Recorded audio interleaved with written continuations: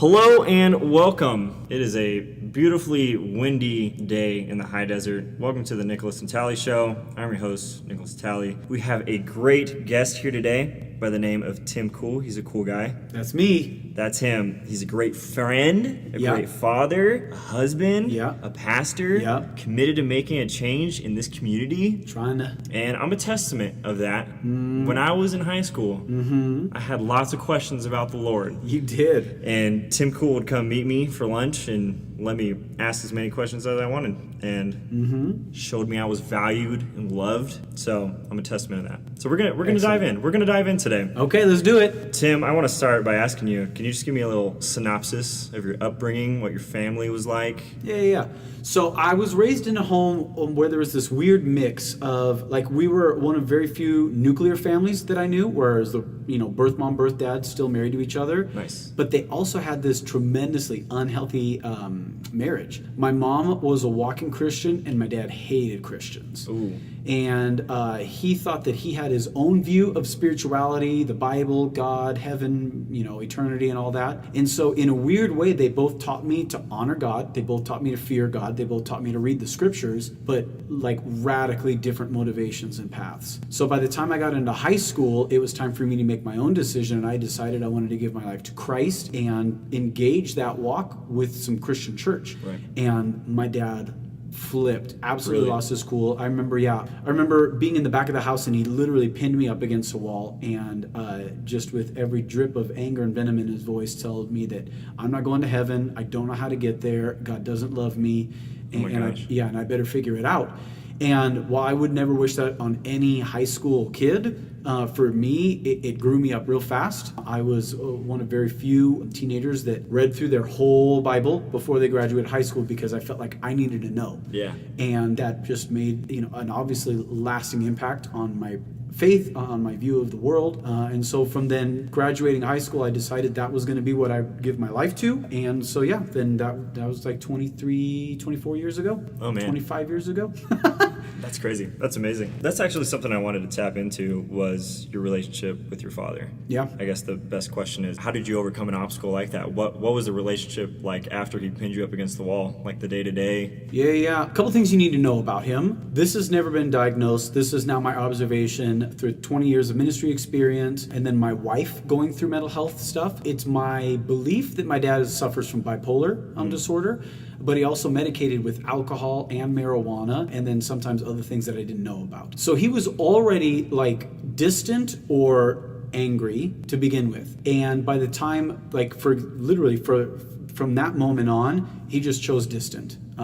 In high school, so I was wrestling a lot with the fact that he was never proud of me as a high school kid. Right. I was the football captain, I was the wrestling captain, I was the ASB president, I was the homecoming king, and my dad went to no games, didn't go to my high school graduation. And so for me, it was this weird thing because I was already accustomed maybe to the fact that my dad was chronically disappointed or disengaged with me. So then at that point, when I decided, I remember, not audible, but I remember God telling me one day, Tim, you choose him or you choose me. You've got to choose. Wow. And I was like, okay, then I'm in. And from that day forward, my dad was out. No more interaction. Literally, so I'm 41 now, and we're recording this in the month of what? This is March? Yeah. So for us, what is that, 5 months ago, a little bit before Thanksgiving of November last year, I called him up, and he's real distant from me. He doesn't talk. I'm the only one with grandkids, and he doesn't know them hardly. Jeez. And I've got this burden, like, he's chosen to be out of my life, but he's still in my life. Right. And so I reached out, and I said, hey, we'd love to have you up for Thanksgiving. And bro, it was like I was 15 years old again. I was standing by the slider in my dining room. Yeah. And I remember being nervous to ask him, like I was going to ask like a girl out on a date. Yeah. And I said, we'd love to have you up to our house for Thanksgiving. Yeah. And he said, oh, no, I'm sorry. I'm never going to go to your house again. Oh my gosh. And I was just like floored. Like, any reason why? Did he give a reason? No, he did not give a reason. Believing the best in him, I think there's a lot of disappointment in himself that he's got. Yeah. He knows he wasted my childhood with drugs, alcohol, and anger.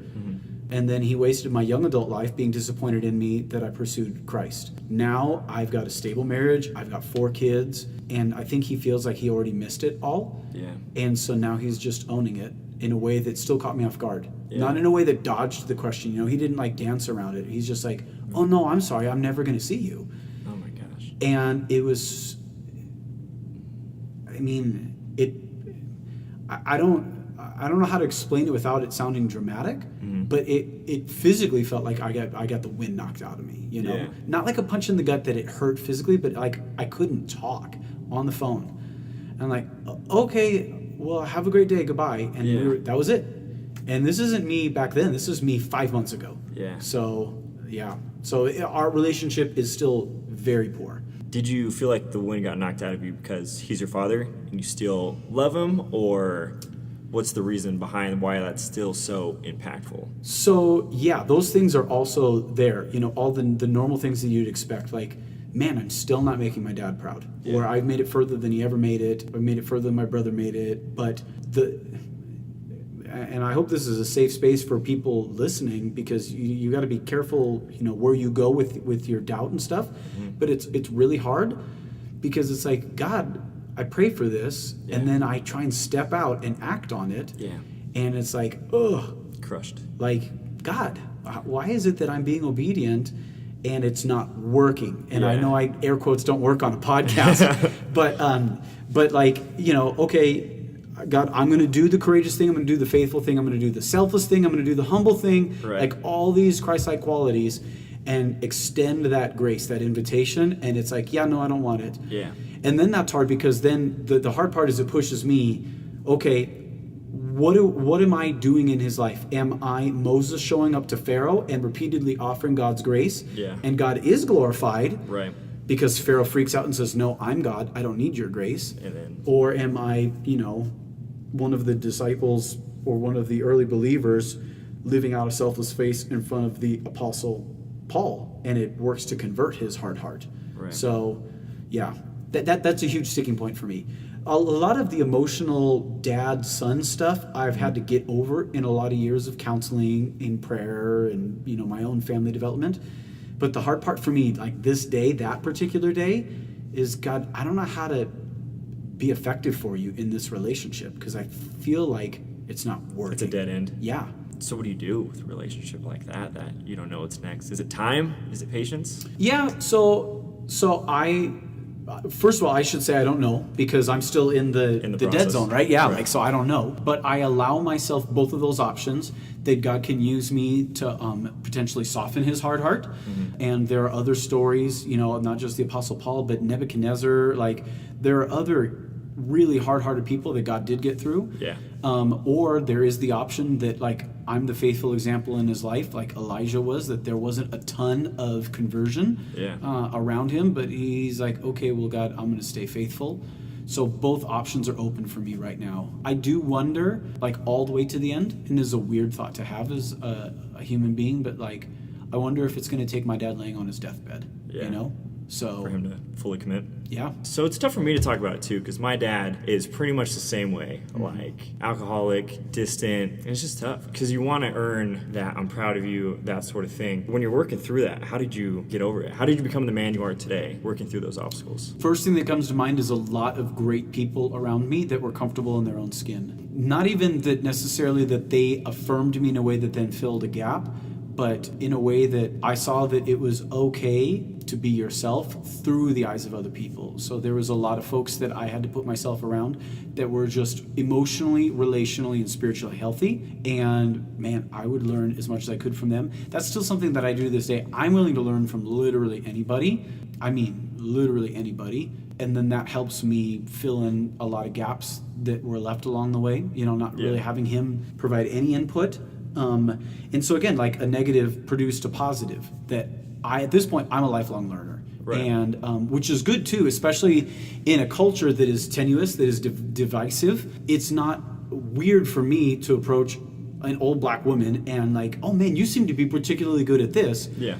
Or, you know, a young Mexican man or a white dude. Like, those things to me aren't obstacles to get to what I want. I want to learn from somebody so that I can keep building myself. So that's the social part of it. The spiritual part of it is I was always very straightforward with God, like using words like scared, embarrassed, ashamed a lot. Yeah. For whatever reason, those words never felt out of bounds for me to use in my prayer life. Those were really comfortable. Yeah. And while it's frustrating at this point, where I've been a pastor for almost 20 years, to still be confessing, apologizing, repenting, like, oh, it would be nice if I was just perfect. The personal walk part of it, I like using precise language. I want to be clear. I don't want to be confused. Right. And so for me to use that kind of language in my prayer life was always really helpful, because I feel like I know logically that God knows the real me, but practically, like, I've always let the real me out with him. Right. And so that's been a big help. And then the third piece is my wife. She had a real healthy family, solid. Healthy dad, healthy mom, brother and sister. And again, it's similar to that first answer, is that the social relationships fill in a lot of gaps. Yeah, I just got a lot from that environment, that family.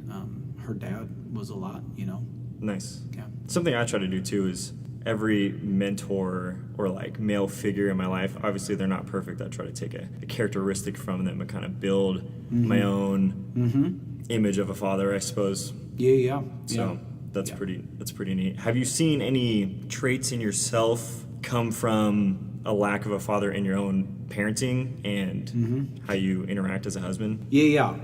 Sadly, 100% yes.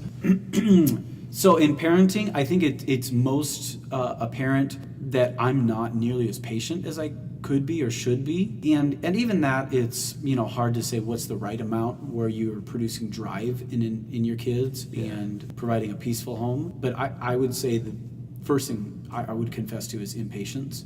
I would say in my marriage, I'm not an encourager. I'm a planner. I'm like a go-getter. I'm like, hey, babe, we can do this. But I'm not the sort of person that sits back and was like, hey, you did a great job this week. I'm really grateful. Right. Because in part that's connected to I have poor self-worth, so I'm trying to earn it. And in part it's connected to, okay, and if you're not going to notice it about me, I'm still going to do it anyway. So I'm always planning. I'm always strategizing. I'm always thinking. Right. Which is nice in a professional environment. Fortunately for me, that weakness of character produced in me life skills which are desirable in the workplace, right, but not super healthy in a relationship. Yeah. And so I remember when Wendy just delivered our second child, I would be driving home thinking, okay, she's tired, she probably had a lot to do, thinking I'm going to be a good husband. I'm going to walk in the door, I'm going to grab the baby and say, hey babe, why don't you go to Target? And so I did that, and I'd walk in and say, why don't you go to Target? And like a few months go by and she's like, why is it as soon as you get home that I'm so tired, like you don't even find me attractive enough to sit and talk to me, like you usher me out the door and tell me to go get myself ready? I'm like, dang, like I see completely now what you're saying, but I was just trying to solve it. I was trying to plan, trying to get out of it. Like, bang, I figured it out, you go do this. Well, just ask her, like, be a little vulnerable. But I don't like vulnerability because my dad wasn't around, so I had to be self-sufficient. Right. And self-sufficient is bad in a marriage. Yeah, so definitely. Yeah, I wanted to touch base on that topic too, is earning the sense of, I'm worthy. Yeah. How do you get rid of that in a relationship? Because with God, everything is reliant on grace. And like you said, for a driven individual like yourself, how do you find that balance of not having to earn it and loving and finding grace in things rather than being hard on yourself? Right. So the spiritual side of it, I find the most joy and the most energy in activities where no one's really going to wind up knowing, in a sense. Oh, nice. Which is great because it's a good outlet then for my drive. Because I still have drive. Yeah. There's a lot of freedom in that. But it messes with me in the areas of my spiritual life where there is notoriety or people can take note. Like one of my giftings in church is that I'm a teacher. Well, I work at a big church, and there's a few thousand people that watch what I do. It's weird every time because I want to do a great job, but I also don't want to be noticed for it because I know that I'm a natural earner. Right. And that's not God's grace. Like, I don't want people to be impressed with Tim. I want people to be impressed with Jesus. Yeah. And like leave thinking, man, I want to talk to him about this. I want to pray about that. I want to obey him in this. And so that mix is always hard for me. It just is. And so I think sometimes, honestly, I self-sabotage and I'll do a poorer job than I should have or could have. And then there are other times when I do a great job and then I tend to just withdraw to stay back from that. But again, going back to an answer that's apparently a theme for me, I've chosen to work with guys that are very comfortable in their own skin, and I take a lot of my cue being normal, not getting the highs or lows like, yeah, everybody thinks I'm awesome, or everyone thinks I suck. Yeah. A lot of my emotional and spiritual balance is found from the guys I've chosen to work with. Really? Yeah. So surrounding yourself with people that are going to remind you with who you are. Yeah, essentially. yeah, and they're comfortable in their own skin, and they do a good job, and it's work, and it's obedience, and it's humility, and yeah, so that's on the work side of things. Man, the struggle to want to earn it on the marriage side of things. Yeah, my wife Wendy would say, yeah, he still needs to learn that, because in a similar way, maybe it's the same thing. Self-reliance is what I learned from having an absent dad. Well, self-reliance isn't great in a marriage. Like, I should be dependent on my wife and invite her into vulnerability and stuff. And she literally wishes that she could do more things for me, which is a crazy thing. It's almost our 20th anniversary. We're real close. But I'd still rather do things for her than have her help me. And that's not good. It sounds selfless. Like, oh, that's so Christ-like. It's not, because it doesn't honor her at all. I literally don't trust her enough to help me with things. Right. Like, oh, she'll see that I'm weak, or she'll see through, me if I need help. And then that leads, is there a fear that she won't really love the person that you are if she sees through that? Yeah, 100%. There's probably persistent doubt that I'm good enough. So at the very least, I'm going to do enough that she'll keep me around, right? Right. And that's an exaggerated term. She would be shocked that I would, don't use that term. That's not healthy. I know she's not going anywhere, and I'm not going anywhere. Right. But that drives a lot of it. No, I'll do my stuff for the marriage, and I'll do your stuff for the marriage, which then excuses that way you can't her. leave me because I'm so good. Yeah, and that excuses her from the role of wife, which is dumb, because that's the role she wants to fill. So that's been a lot of what we've been talking about, honestly, even in the last, for sure, 18 months, probably 24, 26 months. Like, hey, I'm at the end of my rope. I need your help in this. And she'll be so proud. She's like, wait, what did you say? Did you see? Did you say you needed my help? I need your help in this. It's a weird thing to have to get good at, right? But yeah, I do. That's the way it is. Mm-hmm. Let's transition into another little more dicey topic. You've adopted. You have an adopted daughter. Yeah, we got 2 adopted daughters. 2 adopted daughters? Yeah. That's amazing. Mm-hmm. What is the process like? What's the toughest aspect of adopting a child? So the toughest part from my perspective is the lack of control. You just have no control over any of it, it feels like. The workers that are brokering the whole transaction are, dependent on laws, and then judges' interpretations of laws, and then birth parents that either might show up to a court date or might not, and then blah, blah, blah. So that's all terrifying, because I like to maintain control. But then another hard part is that you inherit the results of the mistakes of others. And I don't mind inheriting the responsibility of raising my girls. Right. But one of them was in 6 homes before she was ours permanently, and there's still a lot there. She's been with us almost 7 years, and we're still in therapy. We're still reading books. I read 2 chapters in a book today that address probably something very particular that she deals with. And it's hard to literally empty yourself for somebody and have them almost be resentful of you that you're even doing it. But it's also then remarkable for a Christian to do that. And then again, if you're going to mix in brutal honesty in your walk with Jesus, right. I've been reading Isaiah in my devotions in the morning, and a lot of the language on how God interacts with Israel, how they interacted with him, his frustration with them, his heartbreak for them, their total cool. You're frustrated or heartbroken or angry, whatever. We're still going to do our own thing. It's like, oh my gosh, God, you redeemed me, and then your prize for that selfless act was me. Right. It's like, oh man, that sucked for you. Yeah. Like, you achieved the most remarkable thing that we could conceive of in the defeat of death and the defeat of sin. And then, yay, for you win me, the sinner. And so it's a crazy journey. It's good for our marriage. It's good, hopefully, in the long run for her. And both girls are each different, but holy cow, it is like such a gospel teacher to my heart, So yeah, so I'm all in for it for sure, because this is it. Why did you want to do it? Because in a more naive way, I thought it was a reflection of the gospel. It's a really tangible, that language is used in the New Testament. Right. We are adopted to sonship. I also didn't like the fact that my gifting in the body was a talker when I care more about the action of Christianity. Right. And to me, that was like, okay, if I make that decision, it's every day of my life. Like, I don't get to go on vacation from adoption. I don't get to prep for 20 hours for 35 minutes of adoption. Like, no, it's every minute, it's every day. It's me, Jesus, and my girls permanently. So, yeah. And then Wendy, her spiritual gifting is mercy, and so it's a natural extension of her gifting. It thickens out mine in a way that mine has potential weaknesses, but it's the strength of hers. And so, absolutely, I'm not going to try and over-spiritualize it. The first time I saw her, I was like, oh my gosh, she's so pretty. It's awesome. But then when our first conversation that we ever had, we both talked about, hey, I'd like to adopt, by the way, when I grow up. Like, oh, interesting. Yeah, I've always kind of thought I'd be the person that adopts too. So before we dated, we had talked about adopting. So yeah, it's just in us, I guess. One of those things meant to happen. Yeah. So how has having your two adopted daughters grown you? What have they specifically taught you? Yeah, so for sure taught me all sorts of aspects of grace, truly the unmerited nature of grace, the life-giving nature of grace, the value-giving nature of grace. Yeah. They've taught me a lot because our boys are birthed. We have 2 teenage boys and we've got 2 elementary age girls. And it's taught me a lot about how I interact with boys, you know, all the way back to some dad stuff and how I'm parenting my own boys. It's taught me how I should interact with women in general in an empowering way. Oh, wow.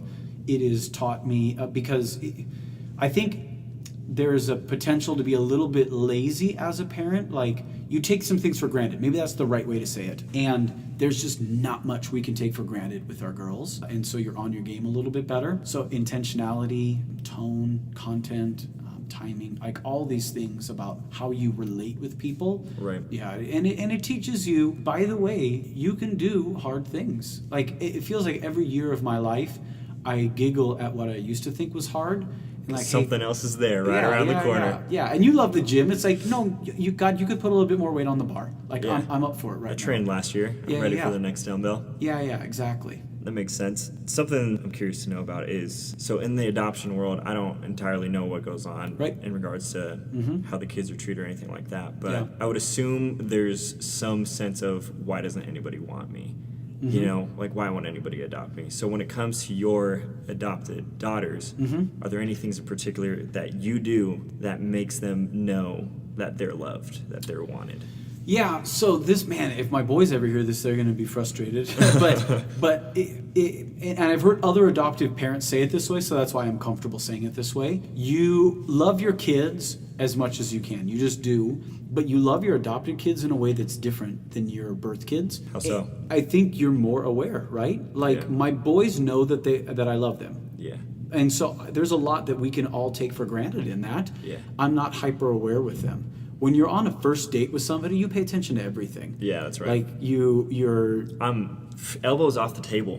Exactly. I'm using my fork and my knife, not just my hands. Yeah. And the door getting, and the outfit picking, and, you know, the scent wearing. And I might actually leave a tip this time. All that, exactly. Yeah. You might. Yeah. Maybe. If she's not looking at it at the check, you walk away.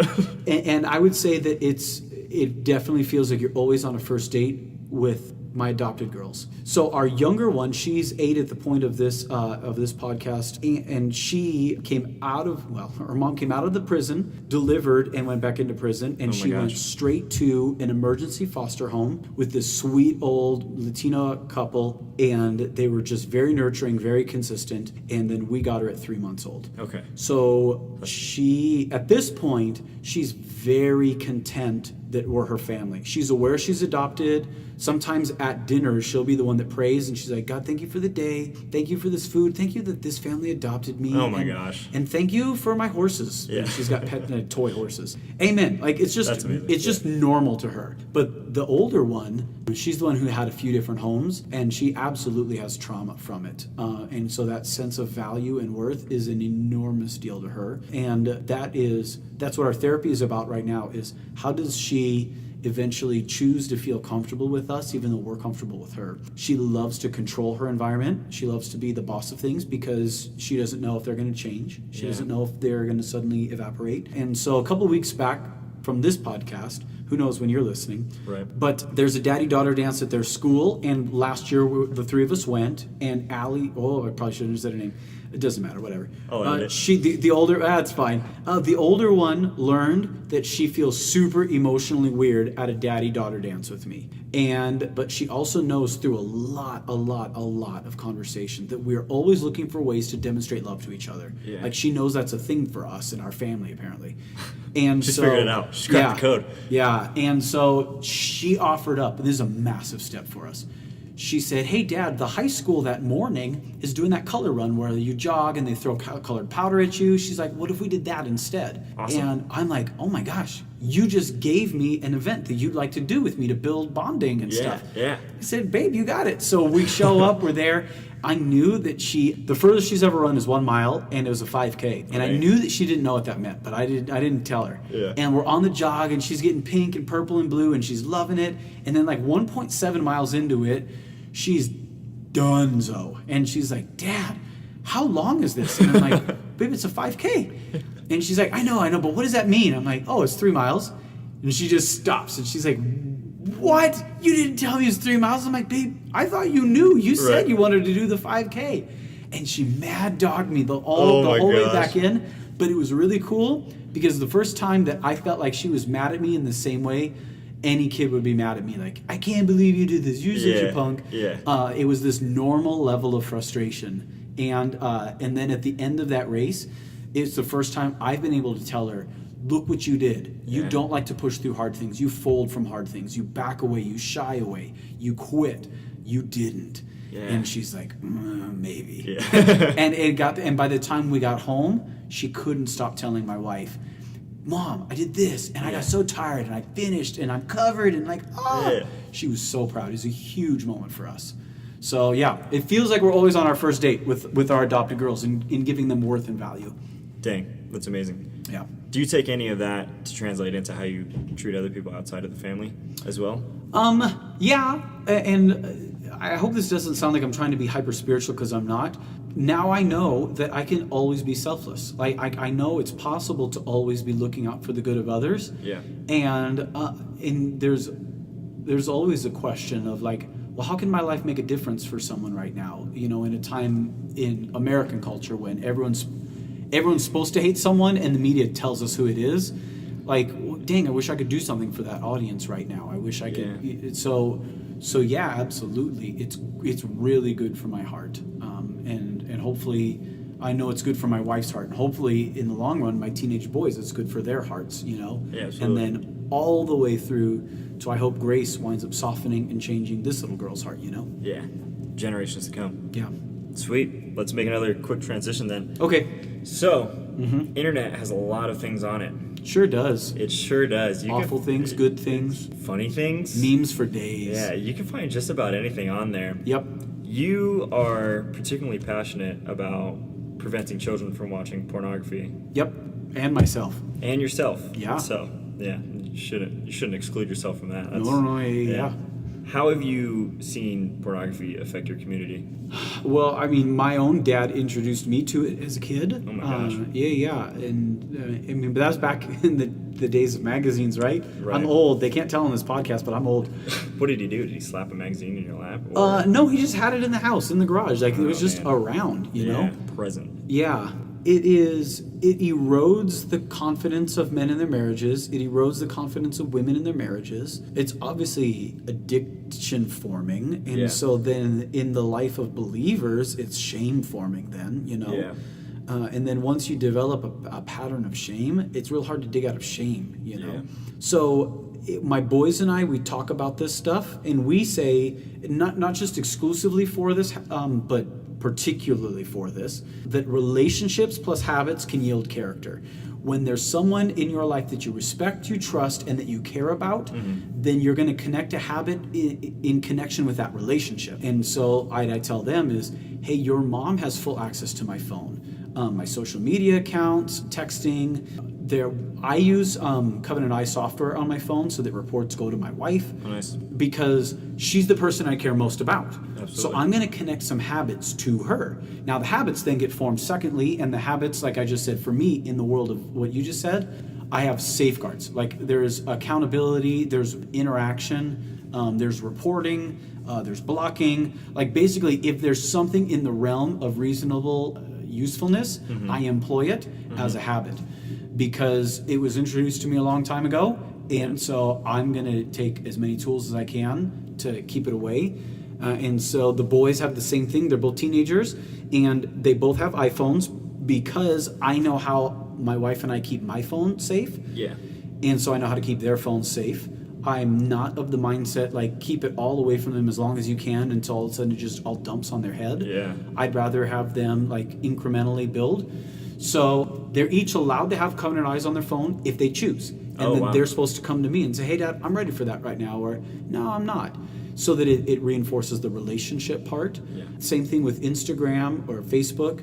They're any social media. You know, I'm not trying to particularly pick on those. They're the industry giants. Yeah, they're the big ones. But and it's why our family doesn't do Snapchat, because there's not really a great opportunity for accountability in that. The disappearing nature of it is like, okay, well then we won't do that, but we will do these other things. And I try and model what I expect from them, and it's good for them to see. My wife and I have an agreement, and it's not even particularly about pornography, but if there's a female that's texting me one-on-one, that my wife is always allowed to read that text thread before I clear it out. And so I'll, like, hey babe, a couple ladies were asking me things at work today. She'll read through that and she's like, okay, cool, clear it out. And we try and do it at the dinner table. Yeah. So that, like, it's not weird. It's not like this shame thing. Right. When I was a kid, young, I didn't have to wear a seatbelt. It wasn't the law. And then I remember the law changing where you had to, and it felt so restricting and so dumb. And now I would freak out if my kids weren't wearing their seatbelts. Right. To me, it's not oh, you're a bad passenger. No, be a safe passenger. Yeah. And so I'm trying to raise my boys in a home where it's like, no, it's not shameful to have accountability with your phone and your computer. Like, it's normal. It's like smart. Yeah. So, yeah. Absolutely. I mean, for most things, there's always probably a dangerous aspect to anything in life. So it's not as though you shouldn't participate in certain things. You should enjoy them as much as you can. That's healthy. Yeah. I love the gram.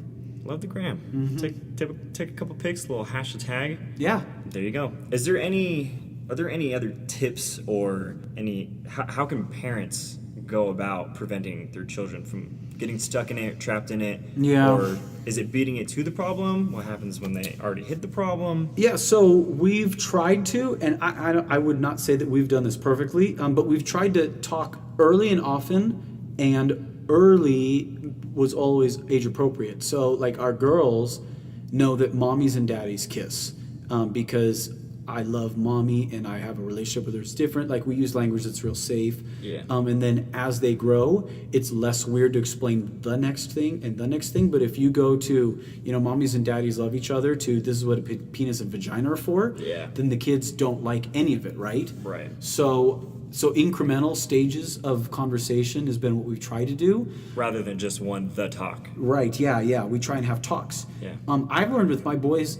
none of the three of us like to sit and gaze into each other's eyes and talk about porn. Kind of like what we're doing right now. Yeah. So it's always been activity-based. Like, we'll go to an Angels baseball game, and as we're going, we'll talk about things. We'll talk about it for a while and then move off of the subject. I don't try and fix it in one, heavy. We'll be laughing about things on the way back. And I've got a phrase I use that when they do put up some walls, because they do, and it is uncomfortable, I say things like, I refuse to let your friends teach you about this if I haven't yet. And so that one's hard for them to argue with. Yeah. And so, that's activity-based, incremental, and then sometimes I absolutely do have to just man up and say, no, bro, I'm your dad. Yeah. And if you don't hear it from me, that's going to be embarrassing to me later on in life that I didn't step up to the plate. So, and to be involved, because your question wasn't just how do you talk about it, but how do you prevent it? Man, be on your own game, like, have those safeguards in place already for you.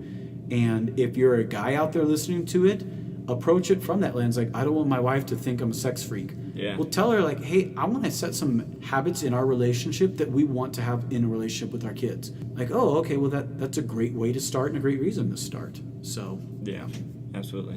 Do you take on that approach of activity-based things with most, like, even if it's discipleship or evangelism or just meeting people to have meaningful conversations? Is activity-based a good way to go for guys, probably, right? Yeah, I think guys are able to process emotional things better if they're in motion. Yeah. We at our church, we're starting to wonder if we need to not do like parenting workshops, but parenting days, like a mother-daughter tea, and have them like, oh, here's a cookie decorating station, here's a tea making station, and while they're doing those activities, like these 12-minute vignettes from this mom that does a great job with her girls in prayer or stuff like that, like it feels a little more natural. I was actually, it's funny you asked that, because on Monday nights, the boys, me and my two boys, we read the Bible and then we just try and chew through a chapter at a time. Mm-hmm. And they know that I'm trying to teach them how to read different types of literature in the Bible. Like, this is prophecy, this is poetry, this is, narrative. And the appeal for them has been, for the last few years, oh, cool, the girls are all in the back of the house. This is guy time. Yeah. But it's been like 7 years of that now, and it's on Mondays, and they've got AP classes and practice, and they're tired. Yeah. And so just that layer of appeal isn't engaging right now, and we all know it. And so I'm actually literally wondering, as of last Monday night, man, I wonder if we need to change up how we're doing it. Right. Like if we need to be making some food while we're doing this so that we can eat or something. Yeah. So, a little double time. Yeah. I do think activity helps guys in particular process things. Sweet. Yeah. Are you ready for another transition? Okay. Sweet. Transition to another round. Talk about community here. Mm-hmm. The world is not always nice, not always good. There's some dark parts of the world. A little bit. We've seen it. Mm-hmm. We've seen a couple alleys we didn't want to go down. Yeah. How do we make long-term, meaningful, real change in communities? Yeah, that's a great question, huh? Not entirely sure how to make long-term, meaningful change in communities, aside from the willingness of individuals to make long-term, deep changes internally. Yeah. Trying to even think where to start. So, fortunately for me, I had this massive vacuum because of the dad relationship, which then turns everybody into a potential asset for me. Like, ooh, I could learn from you and you and you and you. Well, it started off as self-preservation, but now that I am a middle-class, middle-aged white male, I see the potential that role has to either be demonized or to serve. And so for me, community change means I'm going to try and find a relationship that shouldn't make social sense given the current context, and I'm going to be a cheerleader in it. I'm going to root for the other person, almost apart from their need to wind up being Christ-like, because I do want my selflessness to honor Jesus in a way that pulls their heart to Him. Right. Because I'm not going to change their life. Jesus is going to change their life. Right. I'm going to illuminate Him. Right. But man, I just think that like the more I can personally model in an individual life to another people group, all of a sudden there was this, I don't remember which Mario it was growing up, like it was SNES or 64 or what, right? But there was one of the worlds, as you moved across the map and you would like zoom in on the different worlds, like 1-1-1-7, you were always dark until you unlocked a whole chunk of them, and then you're like, oh, that's where I am. Right. And so you were always confused about where it was until you did something. And I think an individual life, mixing things up socially, unchunks a whole like potential for people. They're like, I didn't know that if I was a social conservative politically, I could also be nice to Mexicans right now. Right. Wow, that's such a cool thought. Yeah, you totally can. Yeah. Like I didn't know if I was, it's so hard because everyone, it's crazy to me that I can't say, man, if I'm a black person, I can't like root for the cops in my neighborhood. Right. Or like, well, you can't say that because those two groups are supposed to hate each other. Right. Okay, cool. So then it's literally world changing to do that. To do that exact thing. Yeah. And so as much as the world sucks in how much it pitches animosity and enmity, it is actually, it's like over the line. It's like easier than softball pitches. It's over the line pitches of like, hey, Tim, in your context with your background, you shouldn't for sure like them. Right. Oh, cool. So literally all I have to do is go be cool to them. Yeah. Cool. Literally Tim Cool to them. Yeah. That's true. And so I think an effective strategy is for individuals to be selfless with an individual that you shouldn't even potentially like, let alone serve. And then I think the people around you are like, oh, dang, you just unlocked a whole lot of potentials I never even thought about. Right. So. What puts those barriers in place? Are they self-imposed? Are they mental? Or do we feel the pressure of social? How nerdy of an answer do you want? Full nerd? Full nerd. Full nerd. Heck yeah, Okay. Put the glasses on. So I'm listening to this podcast right now in the mornings. It's a review and I don't know if we're allowed to do shout outs to other podcasts on this podcast. I guess so. I mean, if you start listening to this one on the way to work, sure. I'll allow it. All right, allow. I listened to this other podcast about history, and it talks about the rise of the Persian Empire, and he's reading this historian, and he's talking about how many people groups got conquered by the Assyrians and the Babylonians and the Persians. And he said all of these people, the Hittites and the Elamites and the Assyrians and the whoever's, all of them thought that they were the center of the universe, and for any of them to be relegated to mere sentence in a paragraph of some book somewhere would be like the most viciously violent, insolent thought ever. And I just laughed because that's 4,500 years ago, people still thought that their ethnic group was the one. And I'm just like, man, we haven't learned a doggone thing. Yeah. And, we were just talking before we started recording this podcast, each of us has recently been in Thailand. That's right. You feel different when you're there. Absolutely. You're Caucasian when you're in a Southeast Asian country. 100%. Yeah. And so then now you've got to decide, okay, I already know I don't belong. Now we just attach emotional value to that. Like, oh, cool, they probably think I'm interesting. Or, oh, cool, they probably see me as a target for money. Or, oh, cool, they probably are scared of me and I need to be scared of them. Yeah. And so the differences always beget the next thing. And whatever your mind goes to in the next thing, it, I think, shapes a lot of our interactions, right? And so I love to travel. I love other cultures. But there are places I go that I couldn't exactly tell you why. Like, I don't feel safe right now. I just don't. Right. I'm very aware of my ethnic background and my social background and my economic background. Absolutely. And I know that other people are absolutely judging me based on it. And if I'm afraid, I'm going to start interacting with them in a way that's probably not healthy. But if I think they're interested... Yeah. It was in Istanbul one night, and walking a market, and this young college-aged guy was pumped to hear me speaking English because he wanted to practice his English. Heck yeah. And he came up and he started talking English, and I'm so proud of him, and so it was fun. It was life-giving. Mm-hmm. And then I said, how'd you learn English? I studied in America. I also spent a year in Mexico. And I'm like, what? We switched to Spanish. When I was, oh my gosh. And I'm speaking Spanish with a Turk in Istanbul. And he's like, well, wait, why are you here? I'm like, oh, I'm on my way to Greece. Mm-hmm. And he's like, oh, I love Greece. And he said something in Greek, and I switched to my Greek that I picked up for my trip to Greek. It was this dope thing. It was amazing, yeah. So anyway, 10-day trip to Greece. On my way back out, on my way home, flying Turkish Air, layover in Istanbul again, same market. This group of 7 dudes grabs this guy and pulls him into a back alley. Same place I was 10 days before, and I was terrified. Yeah. Like, oh shoot, man, I'm an American in a Muslim country, and they just snatched a dude. Yeah. And so like it starts to filter, how you interact with the world around you, and it's just hard. When you know you don't belong, it's hard to assume that you do. Yeah. And I think that perpetuates a lot of the division that we've got today. Is there anything we can do to battle that? For me, I tell myself everyone likes to be made eye contact with and smiled at. Like, it is hard to turn that down. In the world, it's hard to turn that down.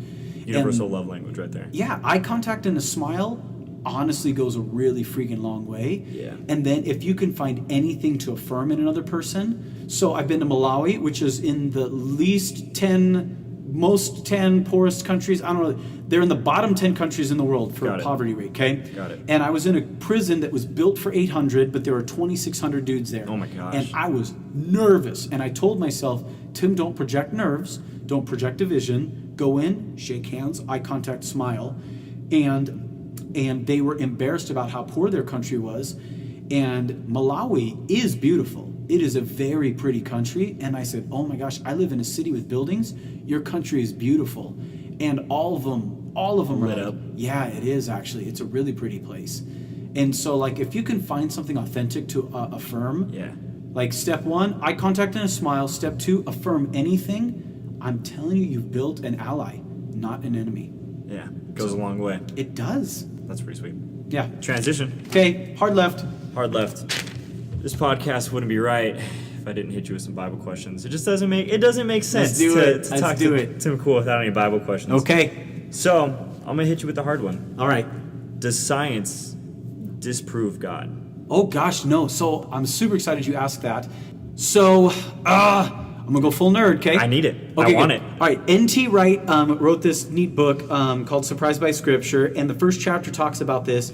And he said that this is a unique problem in the world's history. He thinks in part because of the Scopes monkey trial in America, where the courts decided that they weren't going to step into the world of religion and have religion inform the state. The separation of church and state meant there are matters of faith and there are matters of science.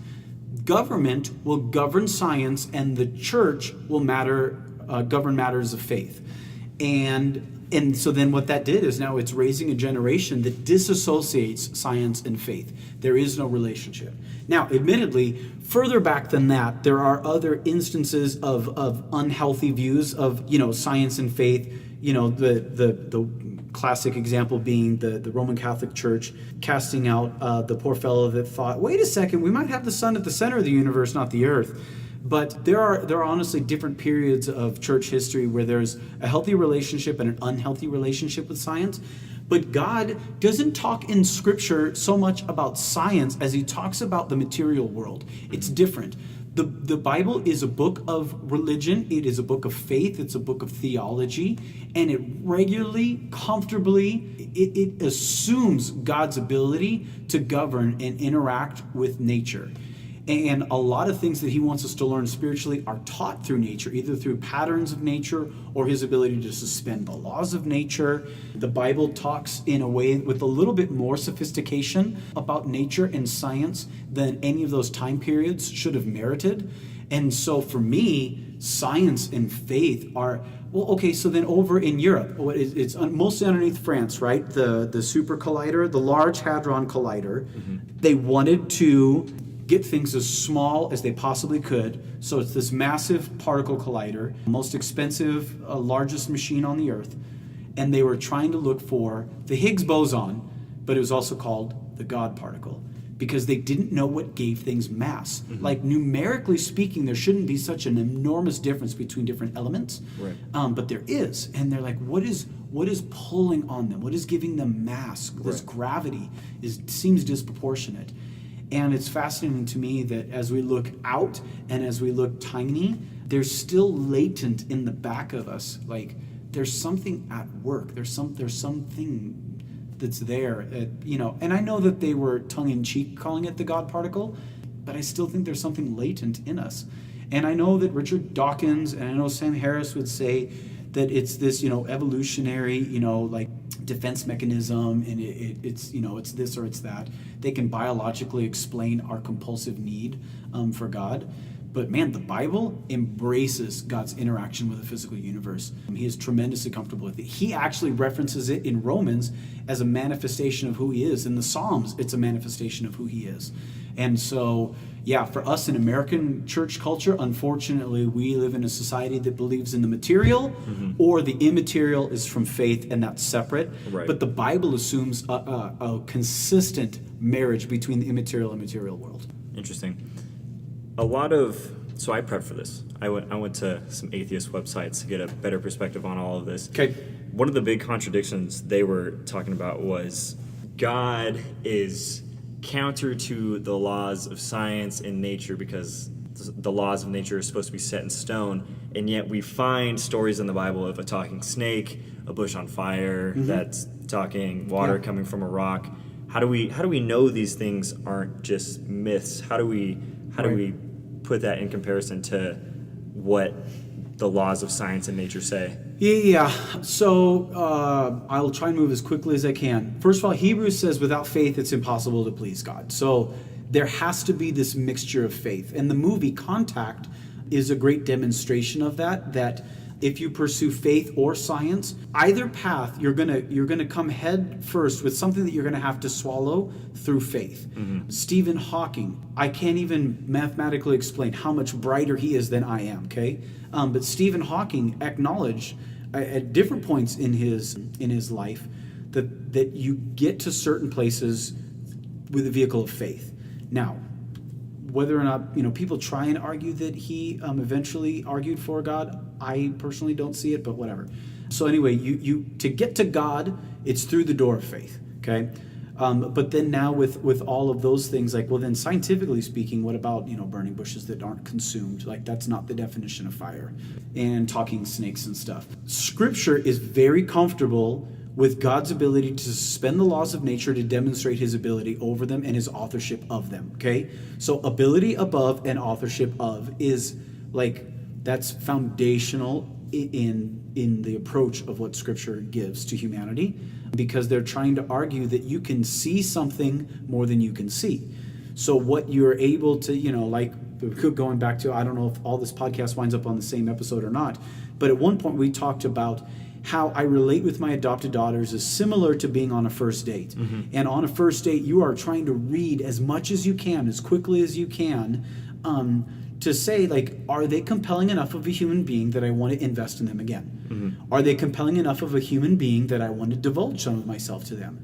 Those are decisions you're making on what you see to discover things that you don't yet know. That's just the way it is. And that's not a Christian cop-out answer, like, don't turn a first date into a metaphor of faith. Right. No, but it is. Right. Like, you are taking cues off of things that you can see and smell and hear and touch. And, okay, if this relationship is going to grow, I'm going to push it into an unknown. And that's the way Scripture uses nature, is you can learn from it things that you can't know only in nature. And that's about the ability of God, the interaction of God, the creativity of God, the brilliance of God. Right.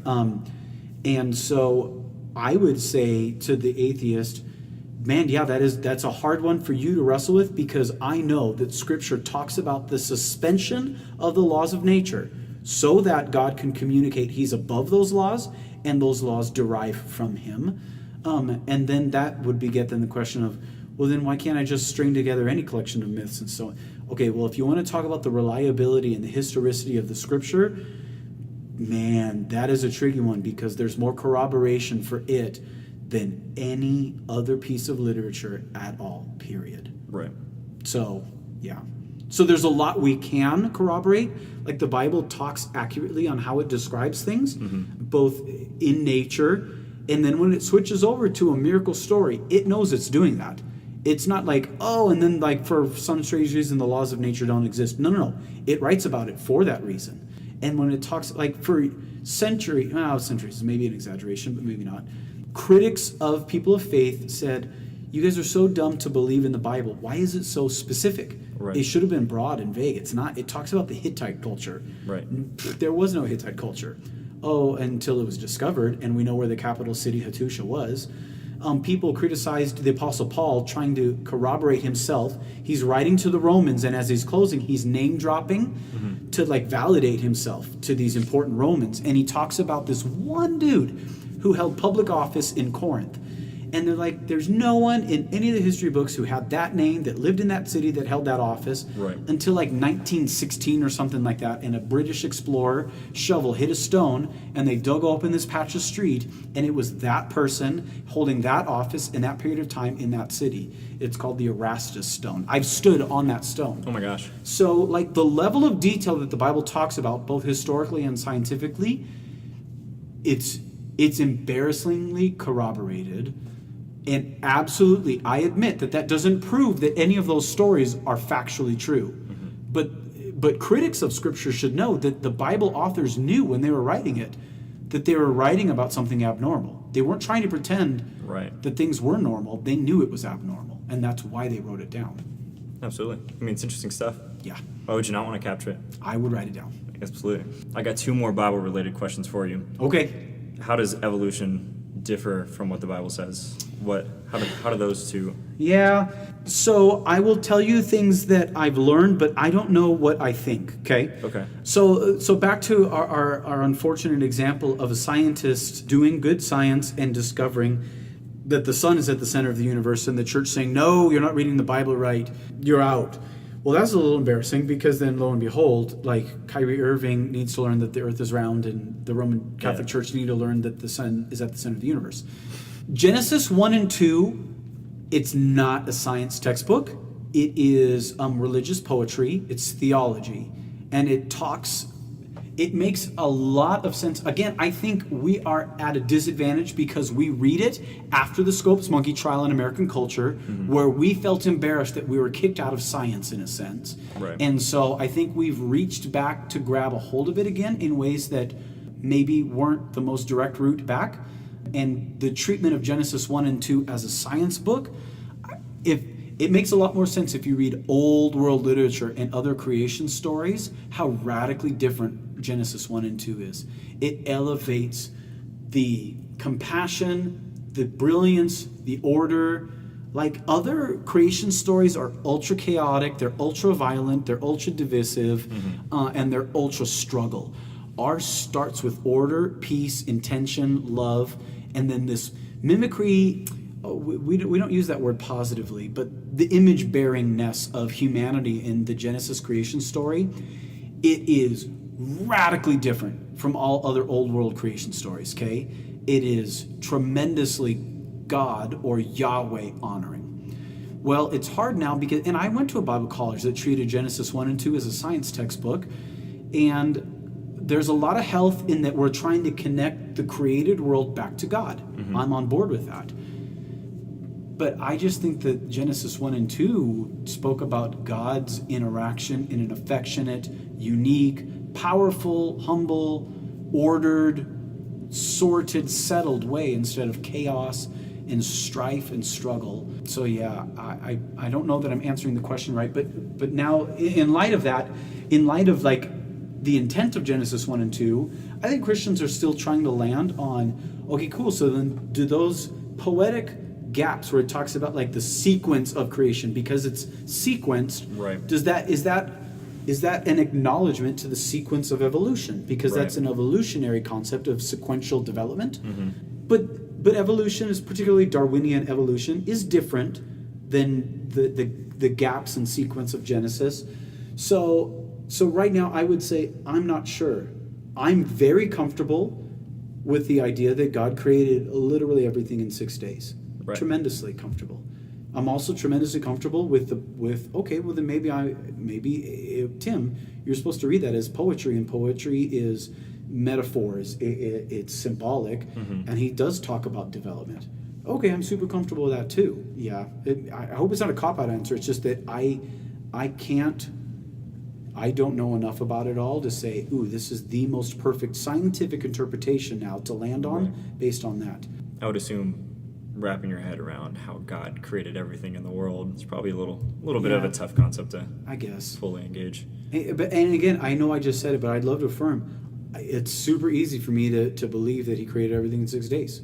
Yeah, absolutely. But it's also very easy for me to believe and this is going to sound like I'm over spiritualizing, and I might be. Maybe this is 20 years from now I might cringe that I said this sentence. But he is developmentally patient with me in my sanctification, my own growth as a Christian. So I don't know why he wouldn't be patient in the growth and development of our world as well. So yeah, I don't know. One of those things. Okay. This is a really selfish question, the next one. Okay. This is 100% for me. Okay. This is something that I've been trying to chew on for a long time, and I haven't come to a set answer. So I'm curious. All right.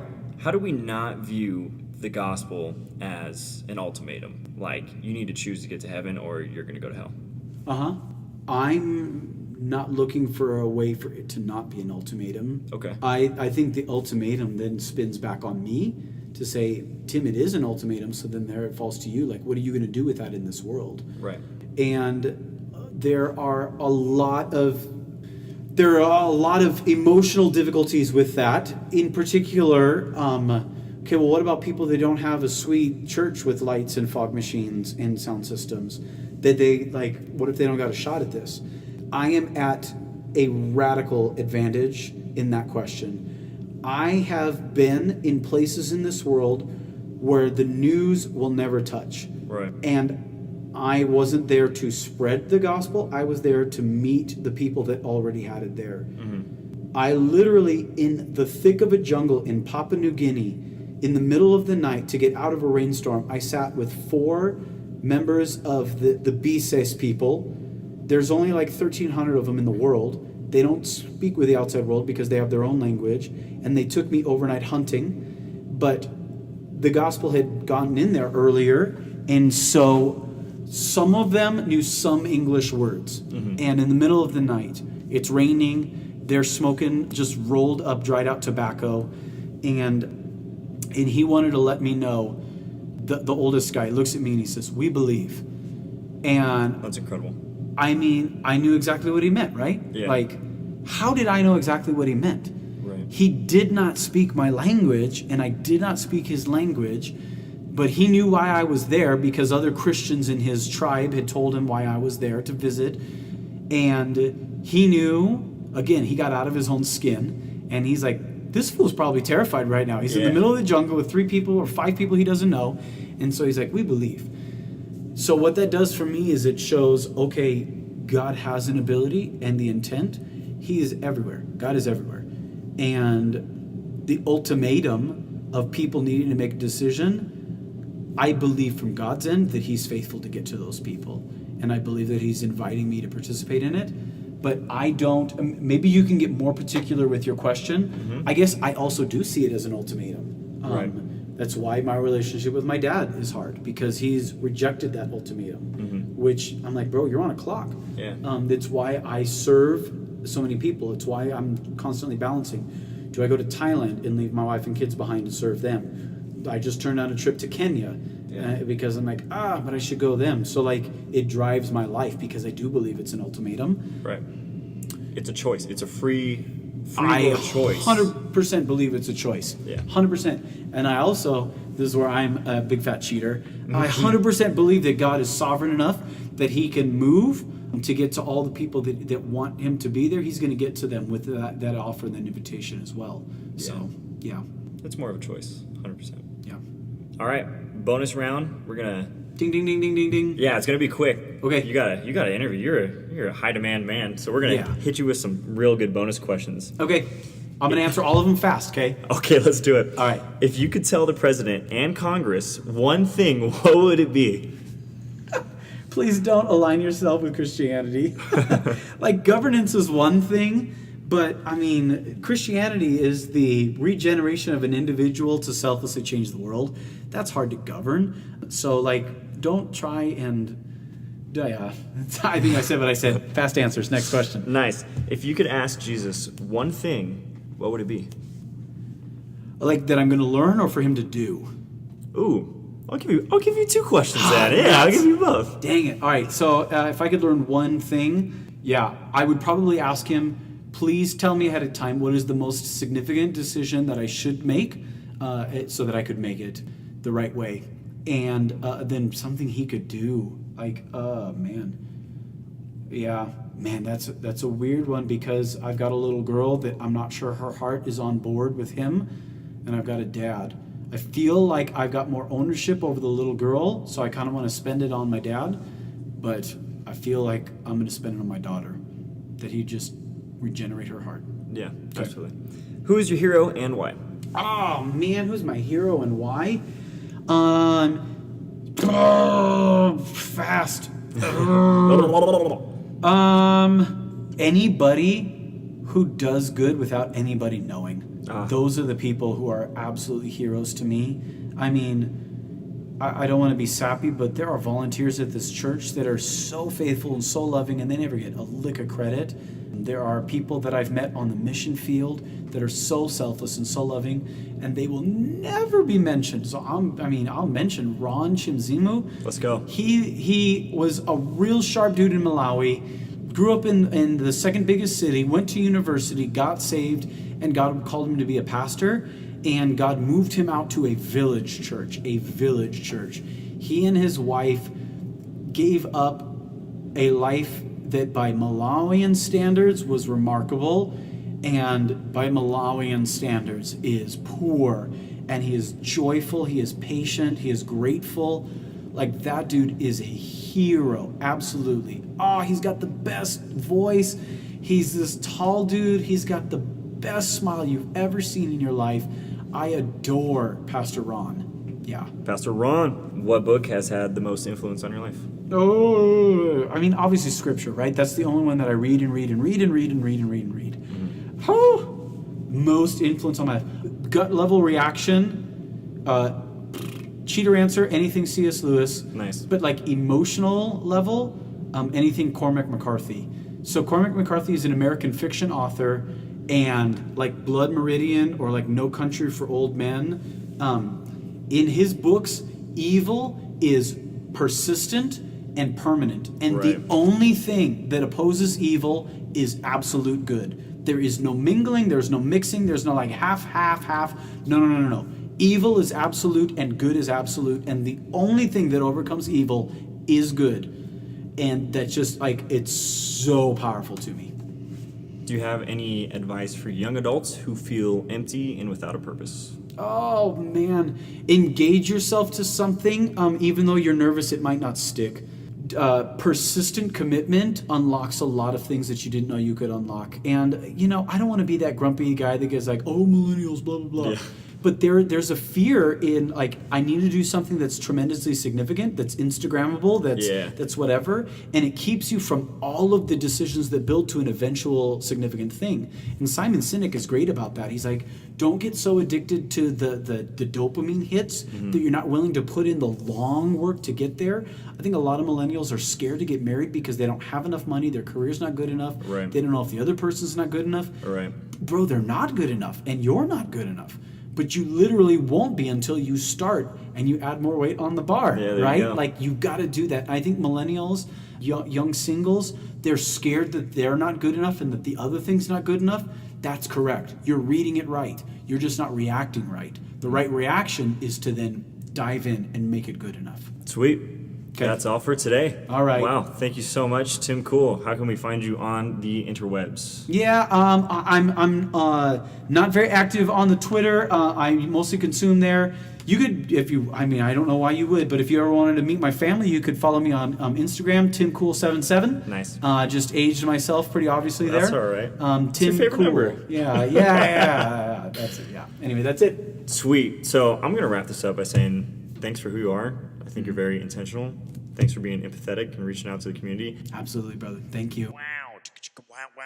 I hope you all enjoyed that podcast with the Timothy Kuhl. Go ahead and hit all of his social medias. We are trying to climb to the top of all of the podcast streaming services. So please go ahead and subscribe and give me a fat 5 stars, the fattest with the PHs, and go ahead and leave a review. I have 2 reviewers of the week, and we got one from Jesse's Mullet that said, Ja Rule is my baby daddy. Wow.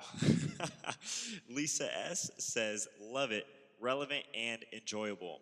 Go ahead and leave a review, and you may be the reviewer of the week next week. If you found this podcast powerful, enjoyable, entertaining, educational, go ahead and share it with a friend. Send them a message, copy the link, shoot it on over, slide in the DMs, do what you got to do. Who knows? Maybe the girl you have a crush on loves it, or the guy. I don't know. Whatever you want to do, please share.